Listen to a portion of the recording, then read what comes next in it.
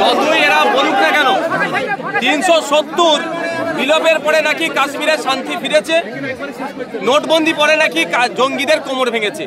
দুর্ভাগ্য আমাদের, গত 2 দিন আগে যে বর্বরোচিত আক্রমণ হয়েছে, সন্ত্রাসবাদী আক্রমণ হয়েছে, সেটাকে আটকাতে এই মোদি অমিত শাহজির দ্বারা যে বিজেপি সরকার চলছে সম্পূর্ণরূপে ব্যর্থ হয়েছে।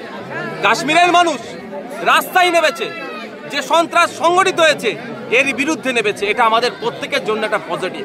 গত 35 বছরে যেভাবে কাশ্মীরের মানুষ বন্ধ আমরা অনেক দেখেছি, কিন্তু সাধারণ পর্যটকের উপরে যেভাবে হামলা হয়েছে, যেভাবে সন্ত্রাস সে আক্রমণ হয়েছে, এর প্রতিবাদে যেভাবে রাস্তায় নেমেছে, এটা আমাদের প্রত্যেককে কিন্তু ভাবাচ্ছে। কিন্তু দুর্ভাগ্যের বিষয়, এই হামলাকে কেন্দ্র করে ধর্মীয় বিভাজনে ব্যস্ত কেন্দ্রের বিজেপি সরকার যেমন এবং বিভিন্ন জায়গায় বিজেপিরা, কিন্তু সাধারণ মানুষকে এই প্রশ্ন তোলার মাইন্ডকে ডাইভার্ট করে দিচ্ছে যে ওখানে বিভিন্ন লেয়ারের সিকিউরিটি থাকে। ওই পেহেলগাঁওতে বছরে বিভিন্ন সময়ে প্রচুর টুরিস্ট যায়। আমরা কাশ্মীরে যতটুকু জানি, আমরা কি দেখি যে 5 মিটার 10 মিটার ছাড়া ছাড়া আর্মি থাকে, সেনা থাকে। তাহলে দীর্ঘক্ষণ ধরে অপারেশন চালালো, কোনো সেনা ছিল না। এবং শুধু আমার কথা নয়, আমি ভিডিও আপনাদের মাধ্যমেই দেখছিলাম, একজন দাবি করছে যে তার ভাই দীর্ঘক্ষণ ধরে গুলি খেয়ে পড়ে আছে ট্রিটমেন্টের জন্য, বা ওখানকার প্রশাসনের থেকে এসে পৌঁছানি প্রায় আধ ঘন্টা 45 মিনিট, কেউ বলতে 1.5 ঘন্টা পরে আসছে। তাহলে ভাবতে পারা যাচ্ছে না, যেখানে 5 মিটার 10 মিটার ছাড়া ছাড়া সেন্ট্রাল ফোর্স থাকে, অত বড় একটা কাণ্ড ঘটিয়ে চলে গেল, অত মানুষকে শহীদ করে দিয়ে চলে গেল, খুন করে দিয়ে চলে গেল, তারপরেও কেন যথাসময়ে ফোর্স আসলো না? এই প্রশ্নটা থেকে যাচ্ছে। তাহলে কে আসতে দিল না ফোর্সকে? ফোর্স তো এই নিচে থেকে আসবে না এরকম ব্যাপার নয়, তাহলে আটকালো কে? এই তদন্তগুলো হওয়া দরকার। তবে তদন্ত কতটা হবে আমি সন্দেহ আছি, কারণ 2019 সালে আমরা দেখেছিলাম যখন বিজেপি সরকার টলমল করছিল, বিজেপি সরকার ক্ষমতায় নাও আসতে পারে দ্বিতীয়বারের জন্য, তখন আমরা কি দেখলাম যে পুলওয়ামার অ্যাটাক হয়েছিল। পুলওয়ামার অ্যাটাকে শুনেছিলাম 350 কেজির কাছাকাছি নাকি RDX নিয়ে এসেছিল, এবং আমাদের দেশের 40টা সেনা শহীদ হয়েছিল।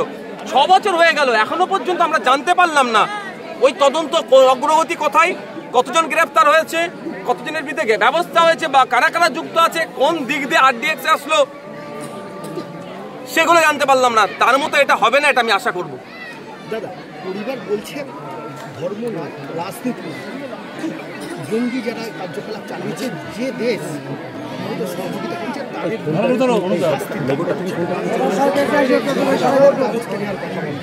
পরিবারের যে কথা বলেছেন, আমি পরিবারের কথার উপরে কথা বলবো না। পরিবার তার জায়গায় দাঁড়িয়ে বলেছেন, অবশ্যই সাথে আমি শুধু একটু অ্যাড করব।